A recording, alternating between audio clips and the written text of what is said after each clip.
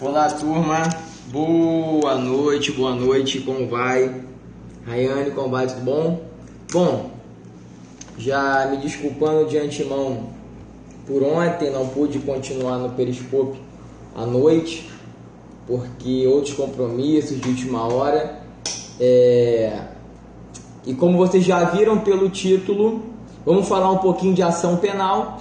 Então hoje é uma revisão dedicada ao pessoal da nossa turma de Processo Penal 1, tá ok?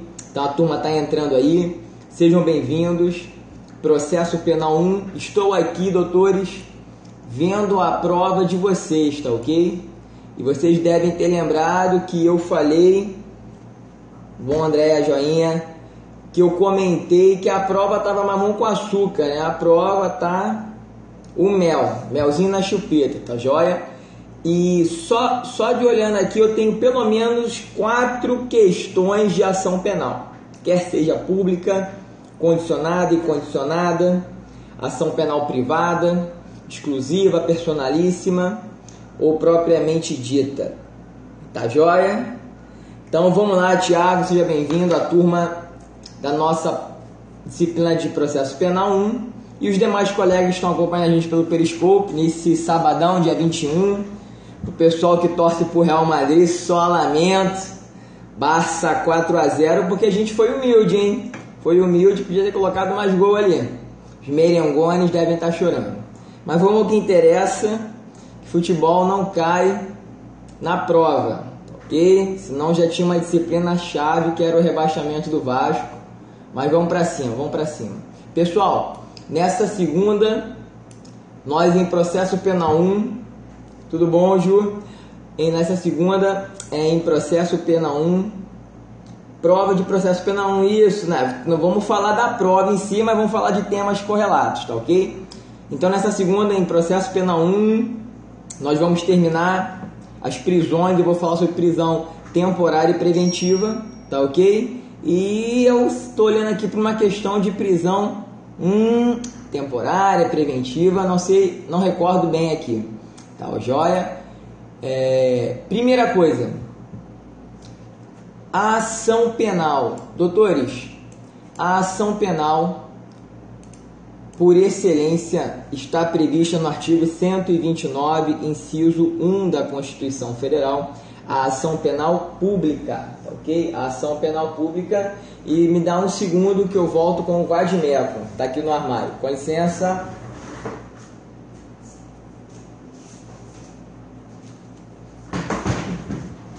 Estamos aqui com o nosso vadimeco, e na nossa Constituição Federal, no artigo 129, que trata do Ministério Público, nós vamos encontrar no inciso 1 a previsão da titularidade da ação penal. São funções institucionais do Ministério Público promover privativamente a ação penal pública na forma da lei. Artigo 100 do Código Penal, 24 e demais do Código de Processo Penal. Joia? E nós estamos falando da ação penal pública, nesse momento, da ação penal pública incondicionada. E o grande detalhe da ação penal pública incondicionada, primeiro, ela é a regra no Código Penal. Então, ela é a regra. Se não há previsão expressa do tipo de ação penal em determinado crime, a ação penal será o quê? Pública incondicionada. Logo, para ela ser de ação penal privada, para o crime ser de ação penal privada ou de ação penal pública condicionada à representação do ofendido, precisa que a lei traga isso expresso, tá ok? Tem que estar expresso. Então, se não há nenhuma menção, eu tenho que a ação penal é pública incondicionada. Doutores, ela é incondicionada, mas ela não deixa de ter requisitos. Ela é incondicionada, mas ela não deixa de ter requisitos. E o principal requisito é a justa causa da ação penal, tá ok? Nós vamos encontrar os requisitos da ação penal lá no artigo 395, tá ok? 395 do CPP, que nós teremos, né, as condições para o oferecimento da ação penal. E o principal é a justa causa, que é a conhecimento, né, a materialidade do crime e indícios de autoria. Tranquilo? E vocês lembram dos princípios, né? Eu tenho aqui o quadro que eu montei dos princípios tirados do livro do Renato Brasileiro e os princípios da ação penal pública, né? O princípio da oficialidade, vocês lembram o princípio da oficialidade, né? Na prova, olha só a dica, na prova vai ter uma questão que se resolve acerca de princípios da ação penal, tá joia? E o princípio da oficialidade, não sei se é esse que vai cair ou não, vou falar dos outros também, né? O princípio da oficialidade quer dizer o quê? Que a ação penal será proposta por um órgão do Estado, um órgão oficial, tá joia? Mas o principal princípio da ação penal pública, quer seja ação penal pública incondicionada ou condicionada, é o princípio da obrigatoriedade. Vocês recordam do princípio da obrigatoriedade? Ele impõe ao Ministério Público a propositura da ação penal se as condições da ação estiverem o que presentes. Se eu tiver autoria e materialidade do crime, o membro do Ministério Público não pode ficar inerte, ele não pode deixar de propor a ação penal.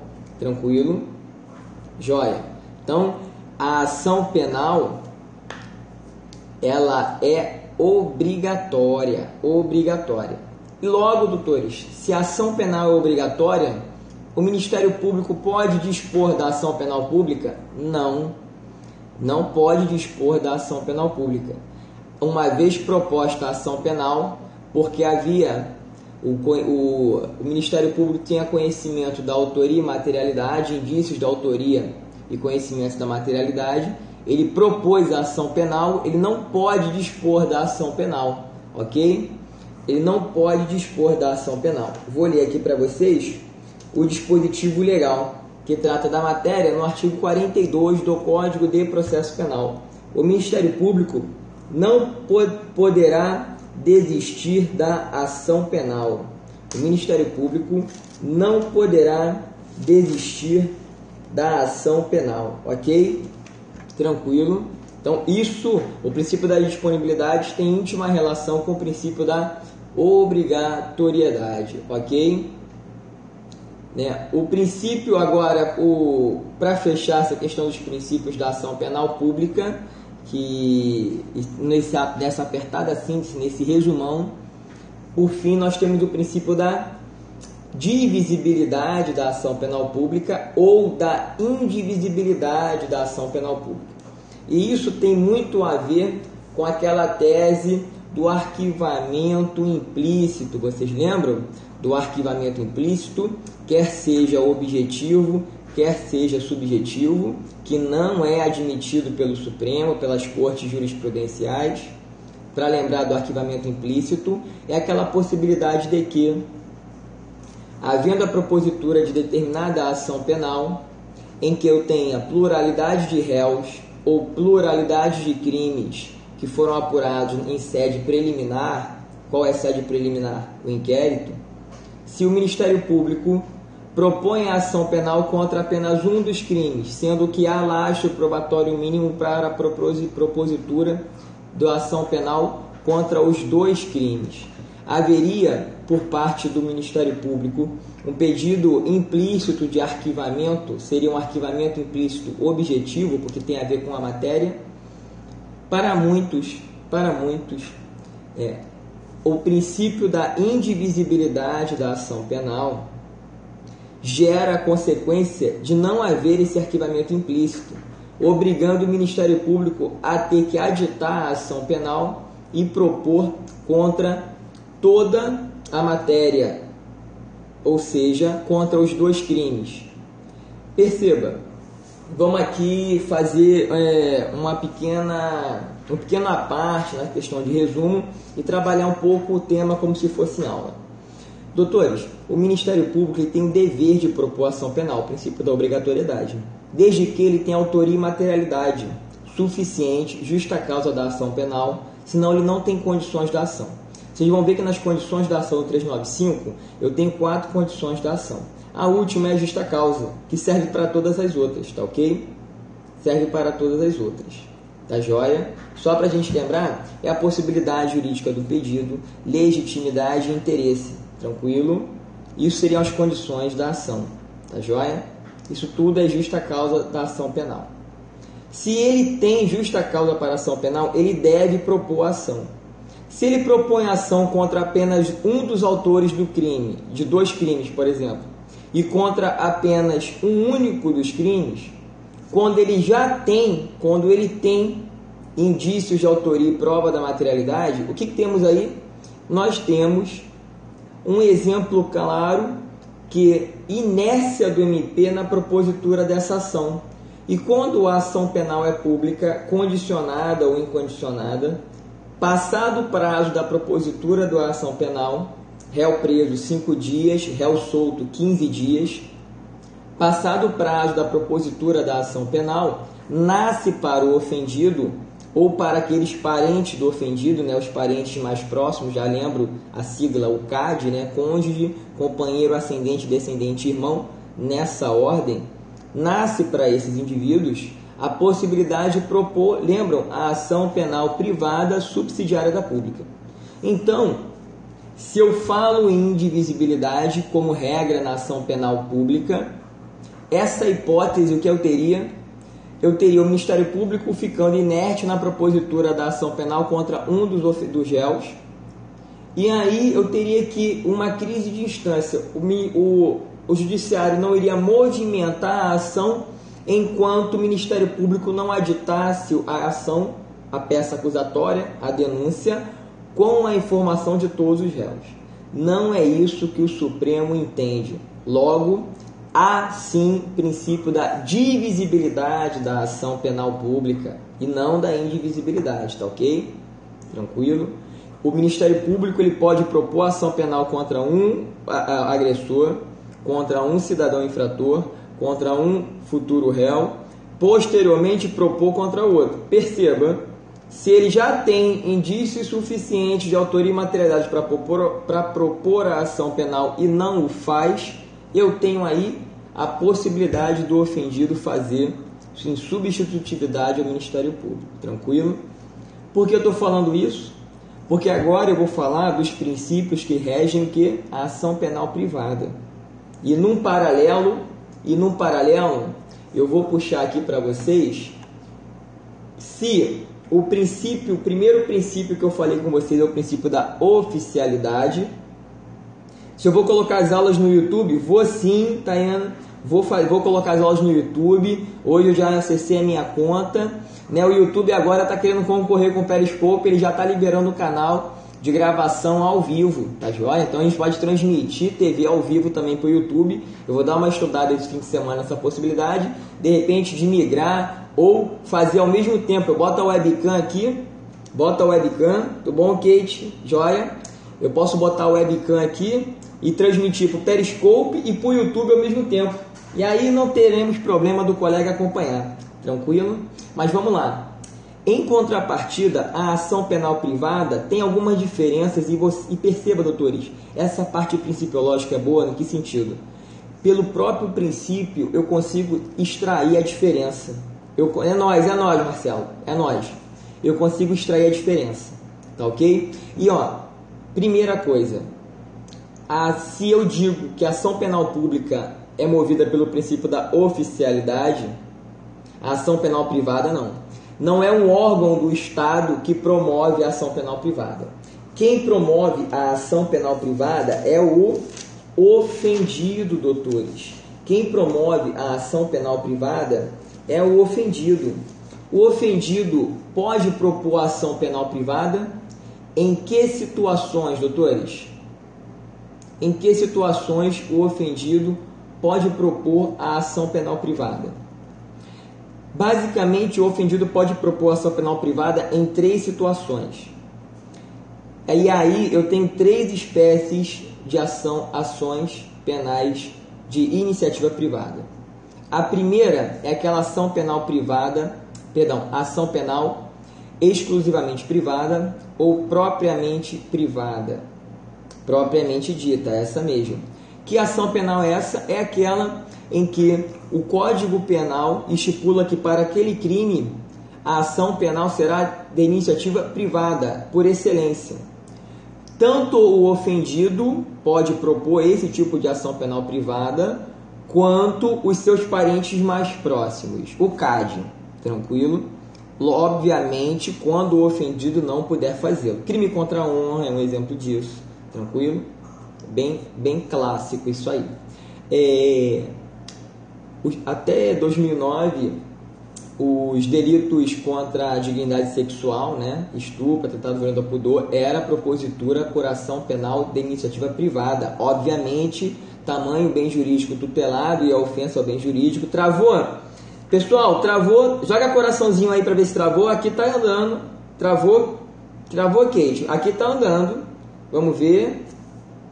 Tô mexendo, coraçãozinho subindo, não travou. Melhorou aí, Kate? Tranquilo? Pessoal, às vezes ele dá uma travada e continua. Vamos manter aqui, coraçãozinho subindo e só por um instante. Geralmente assim acontece, mas aí volta, tá joia? Vamos lá.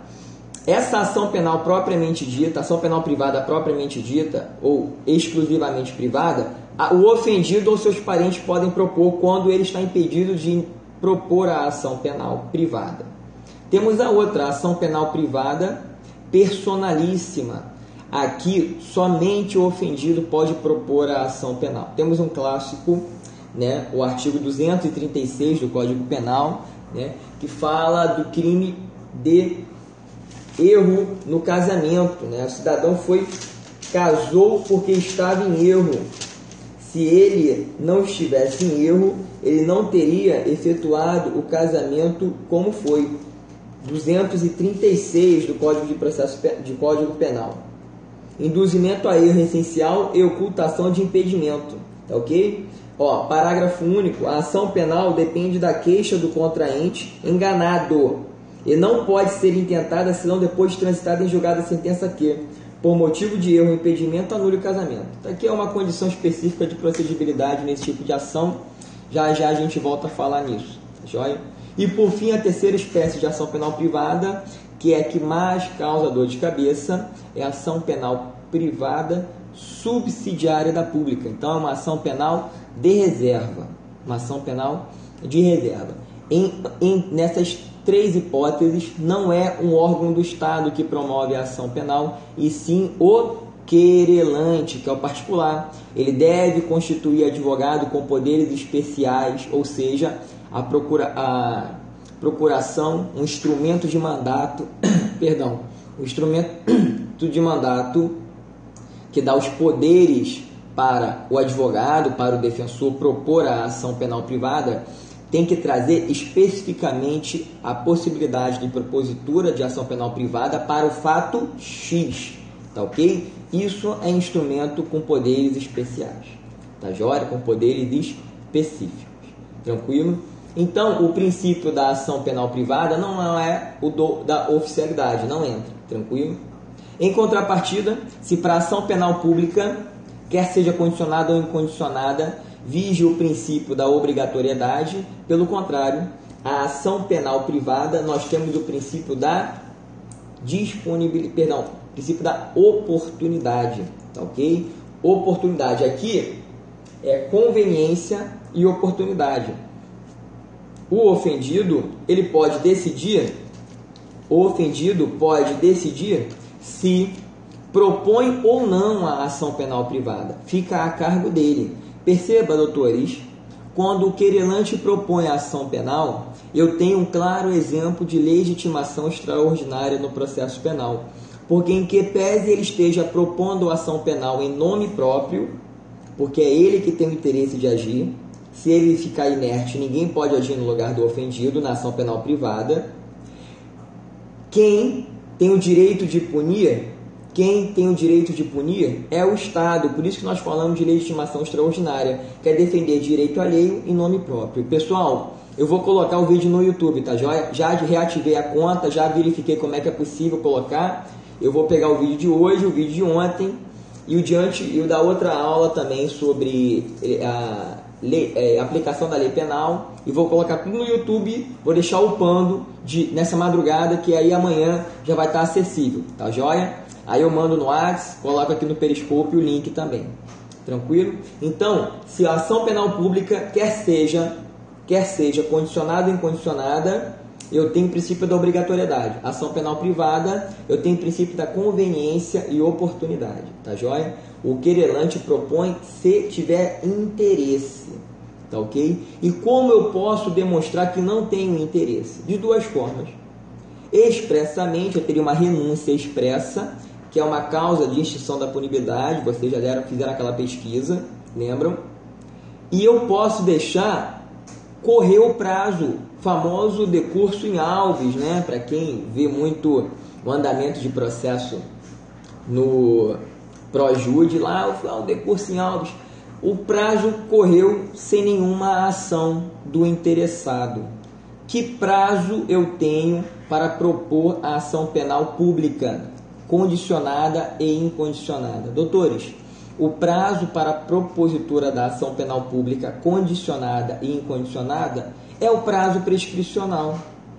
O prazo prescricional, lá do artigo 109 do Código Penal, a depender da pena máxima combinada ao crime. Tranquilo?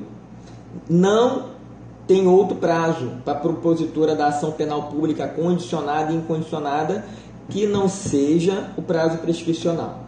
Todavia, a ação penal privada, e aí, doutores, em todas as ações penais privadas, quer seja personalíssima, exclusivamente privada ou propriamente dita, ou a privada subsidiária da pública, eu terei o mesmo prazo, que não é prazo prescricional, é prazo decadencial. Perfeito, 6 meses, não é 180 dias. 6 meses, prazo mensal, conta de mês a mês, tá joia? Mesmo que determinado mês tenha menos do que 30 dias, tranquilo? Como eu conto o prazo de 6 meses na ação penal privada? Igualzinho eu vou contar para a representação do ofendido na ação penal pública condicionada à representação, que já eu vou falar da representação. Na ação penal privada propriamente dita ou exclusivamente privada, e na ação penal privada personalíssima, eu conto o prazo de 6 meses a partir do momento que eu tenho conhecimento do autor do fato, tranquilo? A partir da data em que se tem conhecimento do autor do fato, eu conto o prazo decadencial de 6 meses. Ora, se nessas duas hipóteses de ação penal privada, o ofendido ficar inerte, o que acontece? Passando o prazo de 6 meses, eu vou ter o quê? Uma renúncia tácita? Não, eu vou ter propriamente a extinção da punibilidade pela decadência. Tranquilo? Bruno, mas isso não seria uma renúncia tácita? Doutores, a renúncia tácita, a doutrina tende a entender como algum ato do indivíduo que passa para o Estado que vai analisar aquele processo, em que ele teve interesse de renunciar, mas não expressou, mas não externalizou de uma forma direcionada, quero renunciar. Por exemplo, né, determinada pessoa difama outra pela internet, né, sem ter o trânsito, a transnacionalidade da informação, né, foi feito num blog hospedado em um servidor no Brasil, difamou uma pessoa. Posteriormente, elas entram em contato, uma perdoa a outra.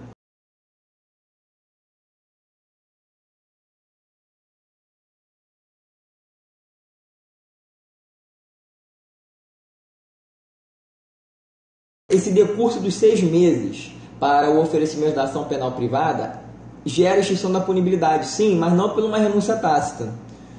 Seria pela decadência, pela perda do próprio fundo de direito. A renúncia tácita seria uma manifestação, um comportamento do ofendido, em que externa para quem está verificando, para quem vai analisar, se houve ou não manutenção da vontade de iniciar a ação penal. Aí o nosso exemplo teve aquela difamação na internet, e depois elas entram em contato, uma desculpa a outra, e há o convite do ofensor ao ofendido para que o ofendido seja padrinho ou compareça ao seu aniversário. Ele comparece, ele sai na coluna social. Depois não há falar em que há ainda interesse de agir, não há interesse de agir. Houve aí uma renúncia tácita. Porque se aquela pessoa ofendeu você, difamou na internet e você ainda tem o interesse de agir para propor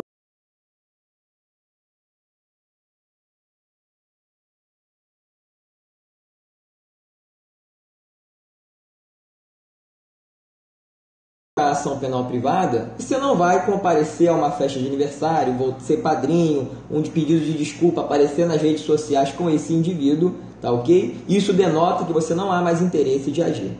Tranquilo? Só para fazer esse comparativo. Por quê? Porque você que é o titular da ação penal, você pode dispor, tá joia? Você pode dispor.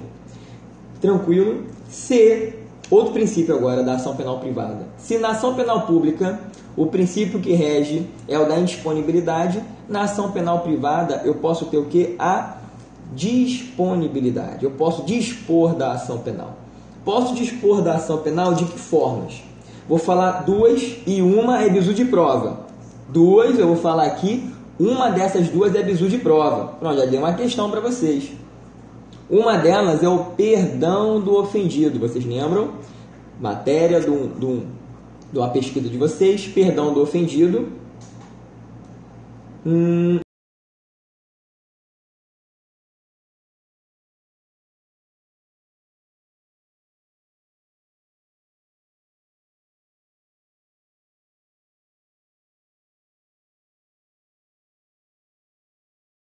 Da ação penal privada. Eu vou dar dois exemplos. Um é o perdão do ofendido. Perceba que não há falar em renúncia, porque a renúncia é um ato unilateral do ofendido que é exercido antes da propositura da ação penal. Se há propositura da ação penal privada, não posso mais falar depois em renúncia, porque eu não posso renunciar o que já foi feito. Eu posso perdoar o ofendido. E o perdão do ofendido, diferentemente da renúncia, não é ato unilateral e sim ato bilateral. O perdão do ofendido precisa ser aceito pelo próprio ofensor, senão não produz o efeito da extinção da punibilidade. Perceba, tanto a renúncia quanto o perdão do ofendido admitem a modalidade judicial ou extrajudicial. Eu posso ter uma renúncia ou um perdão do ofendido realizado judicialmente dentro do procedimento.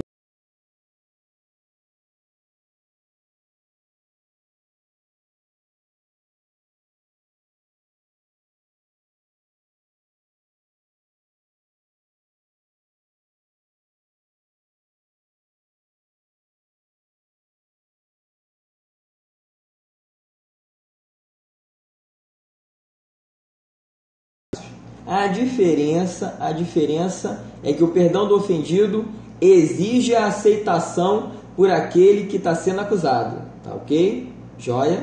E para fechar a renúncia e perdão do ofendido, se a renúncia foi oferecida a um indivíduo e eu tenho mais de uma pessoa que cometeu determinado crime punível com ação penal privada, essa renúncia 1 vai se estender a todos. Se houve o perdão do ofendido oferecido a um e não aos outros, a oferta será a todos, tá ok? A todos. A todos. Tá joia? Vamos lá. E a segunda hipótese em que eu tenho a situação da disponibilidade da ação penal privada.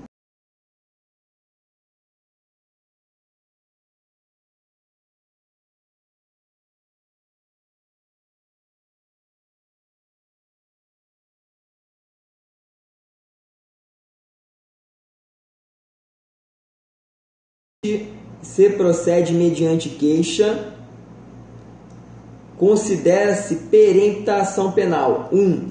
Quando a hipótese de perempção, quando iniciada esta ação penal privada, o querelante deixa de promover o andamento do processo durante 30 dias seguidos. Ele tinha que promover um ato processual e deixa o processo parado por 30 dias seguidos, tá ok? 30 dias seguidos. O que vai acontecer? Vai ocorrer a perempção. Quando, falecendo o querelante ou sobrevindo sua incapacidade, não comparecer em juízo para prosseguir no processo dentro do prazo de 60 dias, qualquer das pessoas a quem couber fazê-lo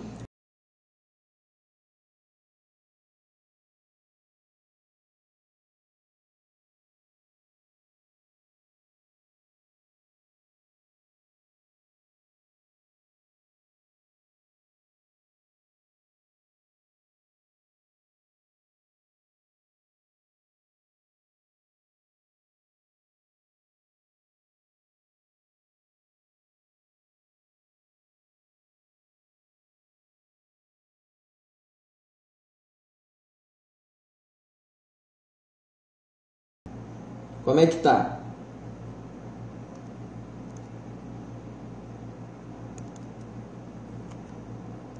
Deixa eu voltar aqui.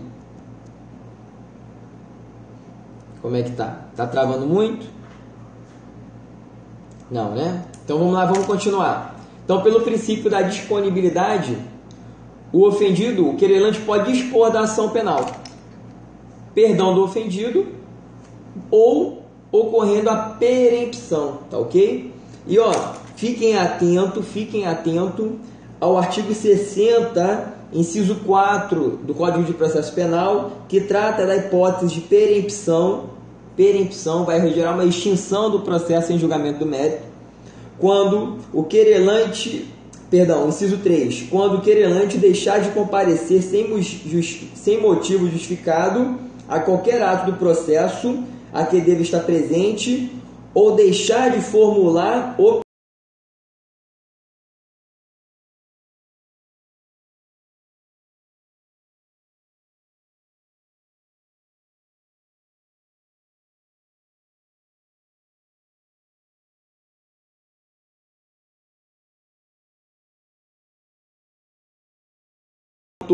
comum ordinário, tá ok? Então, se nas alegações finais não tiver o pedido de condenação na ação penal privada, eu vou ter hipótese de perempção, ok? Vou ter extinção do processo. E o último princípio, doutores, voltou aqui, tudo bom, vamos lá. E o último princípio da ação penal privada que a gente vai tratar hoje à noite é o princípio da indivisibilidade. Olha, a ação penal pública, condicionada ou incondicionada, o princípio da divisibilidade. Na ação penal privada, eu tenho o princípio da indivisibilidade da ação penal privada. Bruno, o que vem a ser isso? Vamos lembrar, doutores. Ó, se eu tenho 2 investigados, e lembre-se, eu posso ter o inquérito policial aberto para apuração de crime de ação penal privada. Vocês lembram disso? Está lá no artigo 5º do Código de Processo Penal, tá ok? Artigo 5º do Código de Processo Penal, no seu parágrafo 5º, nos crimes de ação privada, a autoridade policial somente poderá proceder a inquérito a requerimento de quem tenha qualidade para intentá-la. O ofendido ou o CAD pode requerer a abertura de inquérito. Então lá tocou o inquérito ou as peças de investigação, e eu tenho 2 indivíduos acusados de um crime de ação penal privada. Pode o Ministério Público nada, a ação não é dele. Pode o ofendido propor a ação penal privada contra apenas um? Não pode. Não pode propor ação posterior? Isso. Olha o que era interessante, o Ministério Público pode, porque lá eu tenho o princípio da divisibilidade. O querelante não. Se o querelante tem conhecimento da autoria do fato, ele deve propor a ação penal contra todos, a ação penal privada contra todos. Se ele, com a ideia de querer proteger um dos envolvidos e não quiser propor a ação penal contra ele, aí eu vou ter uma espécie de renúncia tácita. Uma renúncia tácita favorecendo aquele que não está no polo passivo da ação penal. E toda renúncia, assim como o perdão do ofendido, ele estende-se aos demais envolvidos no crime. Ora, se a renúncia tácita vai se estender, vai alcançar também aquele que foi denunciado, aquele que foi processado mediante a queixa-crime. E aí que está. Isso é automático? Não. Como é que a doutrina vem se posicionando? O Ministério Público pode intervir, ele vai intervir no processo, cursus legis, como curador da lei. Mas ele pode aditar a queixa-crime? Olha só, doutores, o Ministério Público não pode aditar a queixa-crime quanto ao mérito da queixa-crime, quanto à autoria e materialidade. O Ministério Público não pode aditar, colocando no polo passivo, aquele indivíduo que o ofendido, o querelante, quis omitir, quis proteger. O Ministério Público não pode aditar a queixa-crime para incluí-lo. Por que não pode?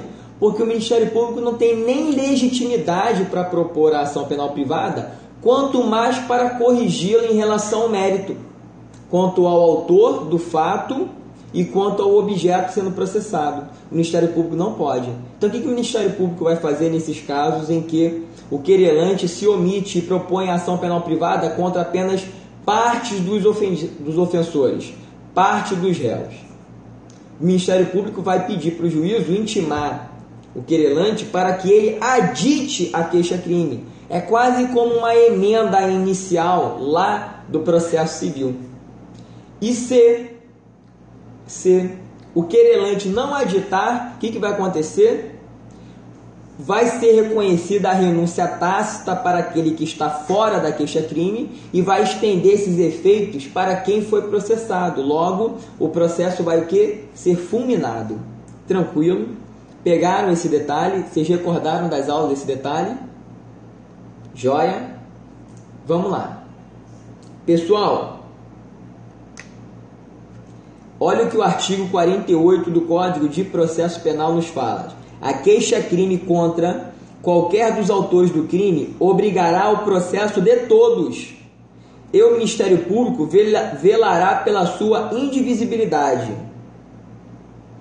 Pena que não vi a parte da renúncia tácita. Doutora, depois você volta, entra no nosso vídeo daqui a pouco e você vai para o comecinho onde estamos falando da renúncia tácita, tá joia? Tranquilo. Vamos lá, ó. A queixa, artigo 48 do Código de Processo Penal. A queixa contra qualquer dos autores do crime obrigará ao processo de todos. E o Ministério Público velará pela sua indivisibilidade. Ele vai velar pela indivisibilidade, mas ele não vai incluir quem não foi incluído, porque não tem legitimidade. Joia? Tranquilo? Vamos lembrar mais alguma coisa sobre a ação penal que é interessante. Vou falar agora sobre a ação penal pública condicionada. Primeiro, a ação penal pública condicionada à representação do ofendido. O que é a representação? Lembra que eu falei que essa representação, ela nasce lá no inquérito? Se determinado crime, exemplo, lesão corporal leve, determinado crime requer o início da persecução penal mediante a representação do ofendido. Primeira coisa, qual a natureza jurídica dessa representação? Ela tem natureza jurídica de uma autorização de cunho objetivo. Em que sentido, Bruno? Na autorização de cunho objetivo. Porque ela permite o início da persecução penal, permite a abertura de inquérito policial, permite a posterior propositura da ação penal pública condicionada à representação para o crime estritamente representado. Se eu tenho, por exemplo, deixa eu ir aqui no Código de Processo Penal, e aí a gente vai verificar que no artigo 129, lesão corporal leve, pela dicção da Lei 9.099, eu tenho que a lesão corporal leve se processa mediante representação, assim como a ameaça. artigo 147, parágrafo único. Então, ameaçar alguém por palavra escrita ou gesto ou qualquer outro meio simbólico de causar-lhe mal injusto é grave. Parágrafo único, somente se procede mediante representação. Então, eu fui ameaçado por uma pessoa que trabalha comigo, me mandou um e-mail me ameaçando que se eu não autorizasse as férias dele naquele dia, para aquele período marcado, ele iria me agredir. Beleza. Eu considerei essa ameaça relevante, mas não me mexi, fiquei inerte. 2 semanas depois, não foi autorizadas as férias dele naquele dia, eu levei mas fui agredido na saída do trabalho. Então eu fui avisado, quem avisa amigo é, nesse caso não era muito amigo. Fui agredido. Aí eu, ofendido, me dirigi à delegacia e fiz o famoso BO, Boletim de Ocorrência. E lá eu narro, né, que fui agredido, lesão corporal leve, me levam para fazer até o boletim, a perícia, né, o exame de corpo de delito, em que pese para esses crimes até bastava um atestado médico, tá joia? Mas eu fui para o IML e fiz o exame de corpo de delito. E está lá constatando algumas escoriações no meu cotovelo quando eu caí e me prostrei para me proteger de um chute. Perceba, o Ministério Público propõe ação penal pela lesão corporal, lá no rito do processo sumaríssimo, tá joia? Com vários benefícios por agressor. E aí, ele verifica, olha só, a pena da lesão corporal de 3 meses a 1 ano, tá joia? Já a pena da ameaça de 1 a 6 meses ou multa. Perceba que, mesmo que eu some, eu vou ter ainda o procedimento sumaríssimo. E aí o que vai acontecer? Olha só, doutores, eu agradeço aqui a minha esposa, a minha assistente aqui para os assuntos especiais. Olha o que ela mandou. Não é? Ó, mandou uma pizzazinha aqui. Vamos comer uma pizza já já quando a gente terminar o nosso bate-papo, tá joia? Só molhar o bico aqui um pouco. Vamos que vamos. Nessa hipótese em que houve a representação para apenas um crime, o Ministério Público pode propor a ação penal para os 2 crimes que exigem representação? Não pode, porque a representação tem uma eficácia objetiva, ela autoriza para fatos, autoriza a propositura de ação contra fatos, tá joia? Vamos que vamos resistindo. E para fechar, né, qual é o prazo para a representação? A representação tem um prazo decadencial de 6 meses, também do que a partir do conhecimento do autor do fato. Quando eu tenho o conhecimento do autor do fato, nasce o prazo de 6 meses decadencial para oferecer a representação. Joia? Tranquilo? Deixa eu dar uma verificada sobre a ação penal nesse nosso pequeno bate-papo, né? Eu vou agora dar umas dicas para vocês para a prova, tá joia? Deixa eu verificar aqui, ó. Tô olhando a prova de vocês. São 2 provas. Uma prova sobre... vai cair uma questão sobre um assunto falado na última aula de processo penal. Sobre o assunto falado na última aula de processo penal. Tá joia? Eu escrevi no quadro. Eu escrevo muita coisa no quadro, beleza, mas eu escrevi no quadro. Tá joia?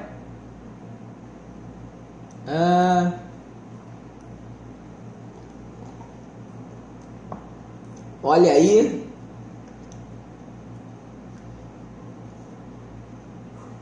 Tem uma questão desse assunto que eu acabei de falar, tá ok? Não, eu também não vou contar para ninguém, eu prometo. Tem um assunto na prova sobre o que eu acabei de falar agora, de ação penal privada, tá ok? Aquela hipótese em que eu tenho uma renúncia tácita.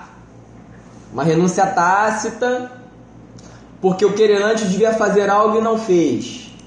Tá joia? Deixa eu ver se eu tenho mais Pronto. Leitura obrigatória para a prova. Leitura obrigatória para a prova em ação penal, doutores. Do artigo 24 do CPP ao artigo 62.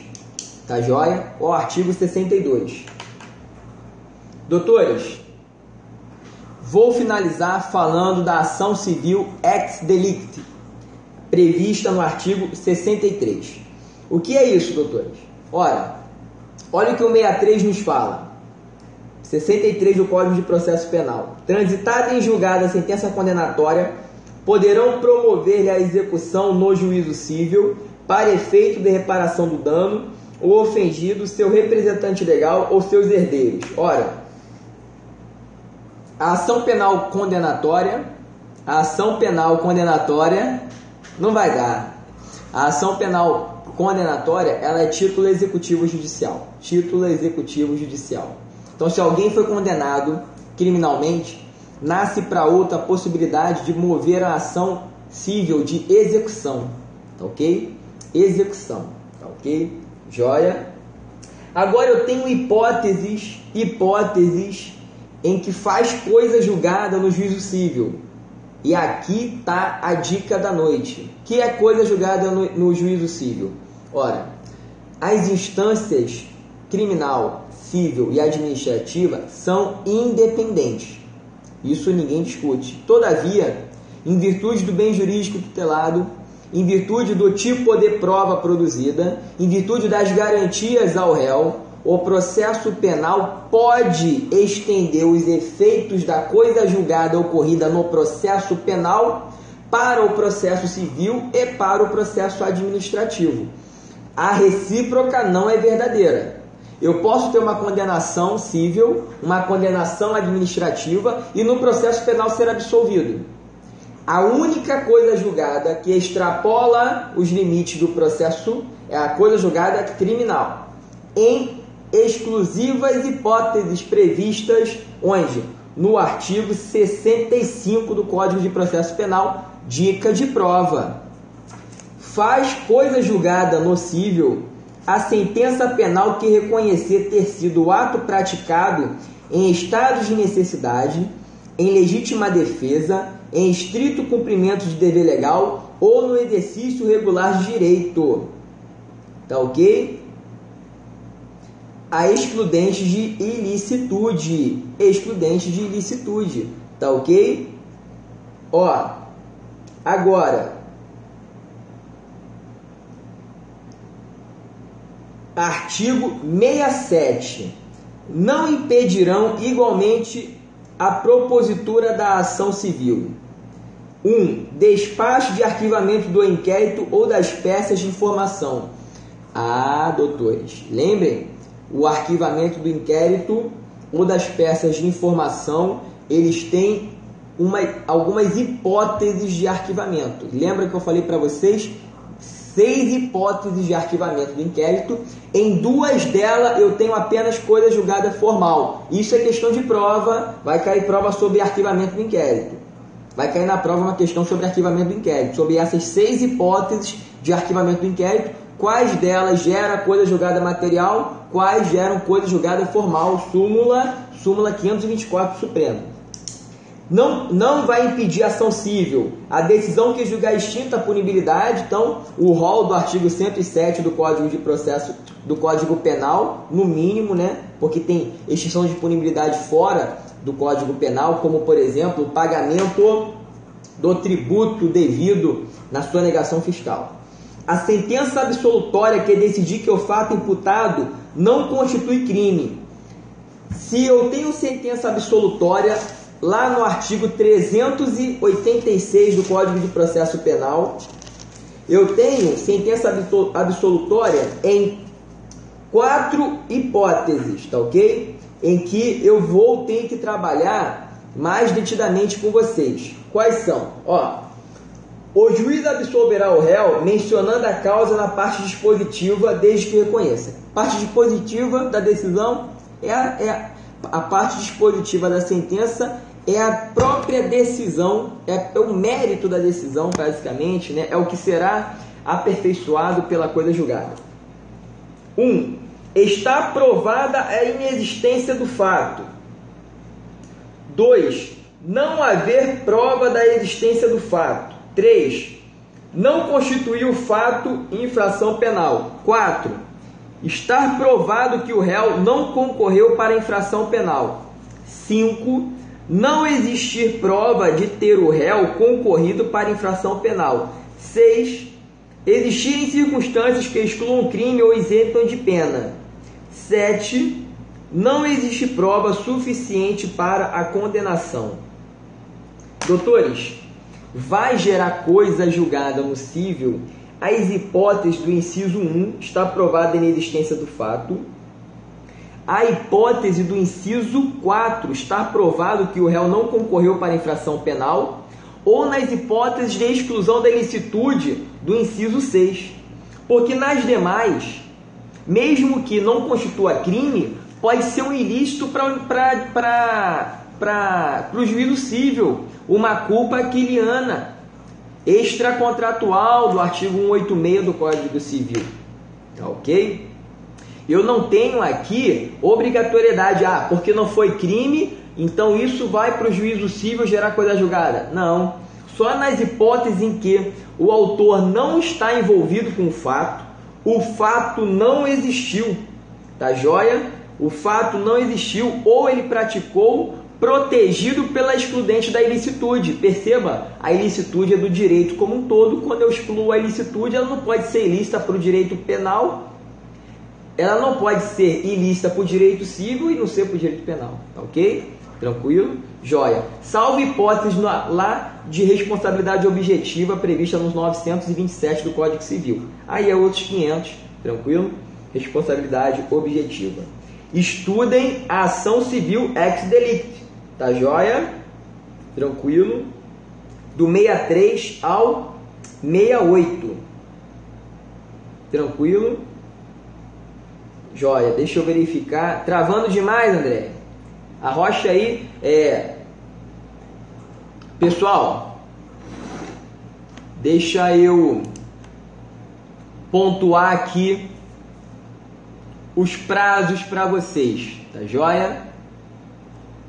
Os prazos, deixa eu ver se ficou mais alguma coisa para eu passar para vocês. Estou dando uma passada aqui na prova de vocês. Não, fizemos um resuminho, tá joia? Um resuminho legal, batemos um papo. Pessoal, prazos, não esqueça, a denúncia deve ser, quando é a prova? No dia 30, doutora, dia 30. Então nós vamos ter 2 encontros ainda. Prazos para ação penal. Dia 30, isso, dia 30. Réu preso, prazo de 5 dias. Réu solto, prazo de 15 dias. Na hipótese em que o Ministério Público, tendo os autos do inquérito, devolve para outras diligências, lá do artigo 16 do Código de Processo Penal, o que vai acontecer?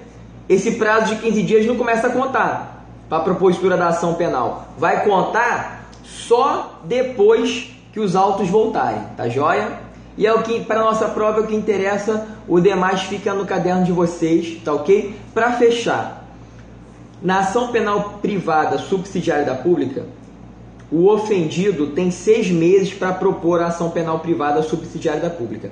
Qual é o prazo? Qual é o prazo para o ofendido propor a ação penal privada subsidiária da pública? O prazo é de 6 meses, mas não a partir do conhecimento da autoria, mas sim a partir de quando configurada a inércia do Ministério Público. Quando fica configurada a inércia do Ministério Público na ação penal de iniciativa privada subsidiária da pública, quando, decorrido o prazo para a propositura da ação penal pública condicionada ou incondicionada, tendo o Ministério Público justa causa e nada fazendo. Se o MP requerer o arquivamento do inquérito, não cabe ação penal privada subsidiária da pública. Ele não ficou inerte, ele pediu o arquivamento, pelo contrário, ele entende que não cabe ação penal. Se ele pede diligências, também não cabe ação penal privada subsidiária pública, porque ele não tem ainda totais condições de oferecer ação penal, por isso que não propôs. Todavia, quando ele recebe os autos com a diligência feita, não há mais o que fazer antes de oferecer ação penal, só resta oferecer ação penal pública condicionada ou incondicionada, e o Ministério Público deixa passar o prazo de 5 dias do réu preso ou 15 dias do réu solto. A partir do fim desse prazo, começa a correr o prazo decadencial de 6 meses para o querelante, o futuro querelante, né, o ofendido, propor a ação penal privada subsidiária da pública. Tá joia? Doutores, uma coisa. Na ação penal privada subsidiária da pública, ela continua sendo uma ação penal pública. Os princípios que regem ela são princípios da ação penal pública. Não pode dispor, se o querelante deixar a ação penal parada, a ação penal privada subsidiária da pública parada, o Ministério Público vai retomar a ação penal, tá joia? Como parte principal. Se o querelante na ação penal privada subsidiária da pública continua a trabalhar na ação penal privada subsidiária da pública, o Ministério Público vai atuar junto, tá ok? Vai atuar obrigatoriamente, tranquilo? Por fim, vamos falar do nome das peças em cada ação penal. Então, por excelência, o Ministério Público assina a denúncia, tranquilo? E o querelante na ação penal privada assina a queixa-crime.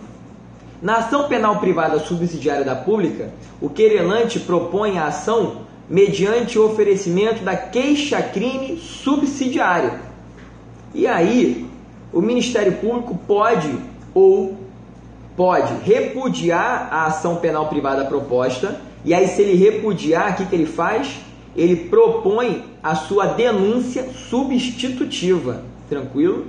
Ou, se ele entender que a queixa-crime subsidiária não tem como repudiar, porque ele realmente ficou inerte, ele pode aditá-la. E por que ele pode aditá-la?